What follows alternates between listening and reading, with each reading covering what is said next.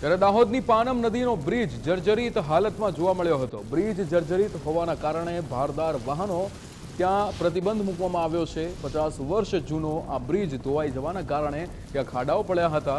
ભારે વરસાદથી પાનમ નદી બે કાંઠે વહી રહી છે। ભારદાર વાહનોના કારણે બ્રિજનો એક છેડો એ સંપૂર્ણપણે બેસી ગયો છે।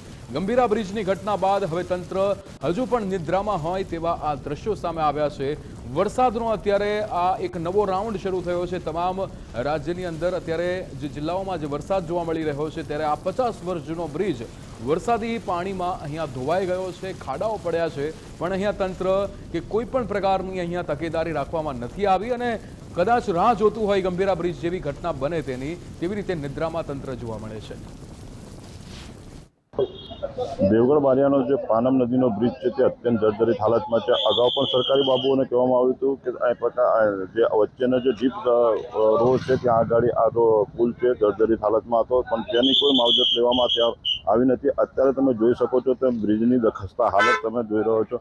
આ બ્રિજ છે બ્રિજના છેડા પર આવતો જે મસ્ત મોટો ખાડો છે એ ગમે ત્યારે મોતને અકસ્માત થયો તે પ્રકારની સ્થિતિ હાલ તમને અહીં જોવા મળી રહી છે। અહીંના બ્રિજના નીચેના બિલકુલ ડીપના અંદર જે છે તે સરિયા દેખાઈ આવ્યા છે।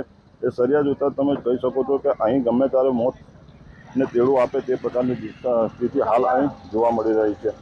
અહીંથી વાત કરવામાં આવે તો છોટાઉદેપુર છે, છોટાઉદેપુર રીછવાણી બધી અલગ અલગ વિસ્તારોમાંથી મોટી જે ભારદારે વાહનવાળી જે ગાડીઓ આવે છે જે ઓવરલોડ ગાડીઓ આવતી હોય છે જે 60-60 થી 70 ટન ભરીને રેતીની ગાડીઓ પણ અવર જવર કરવામાં આવે છે।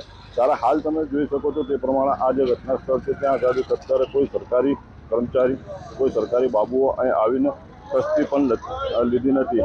અત્યારે હાલ જે છે પોલીસ દ્વારા તેઓ બેરિકેટેડ લગાવી અને આ રસ્તાને જે છે એ વન વે કરવામાં આવ્યો છે અને અહીંયાથી જે કહી શકાય તે પ્રમાણે જે હલકી ગાડીઓ છે મારુતિ છે, રિક્ષા છે, છકડા છે, મોટરસાયકલ છે તે પ્રકારની ગાડીઓને અવર જવર અત્યારે હાલ ચાલુ રાખી છે। પરંતુ એ ગાડીઓ આવતા પણ ક્યાંક આ જો પુલની જે સ્થિતિ તમે જોઈ રહ્યા છો તે ક્યાંક ખાડો પડે અને તૂટી અને નીચે પડે એની કોઈ નવાઈ નથી। કારણ કે જે પુલની જે હાલની જે સ્થિતિ છે બહુ મસ્ત મોટો ખાડો પડી રહ્યો છે અને અત્યારે ગુજરાત ફર્સ્ટની ટીમ પણ આ જ પ્રકારની સ્થિતિને લઈને અહીં ઊભી છે અને ગુજરાત ફર્સ્ટની ટીમ પણ અહીં આવી છે તો તમે જોઈ શકો છો એક જીવના જોખમે આવીને અહીંયા રિપોર્ટિંગ કરી રહી છે। આ ખાડો જે છે એ ખાડો મસ્ત મોટો છે, ગમે ત્યારે પણ આ મોતને નોતરું આપે તે પ્રકારનો અહીં ખાડો દેખાઈ રહ્યો છે।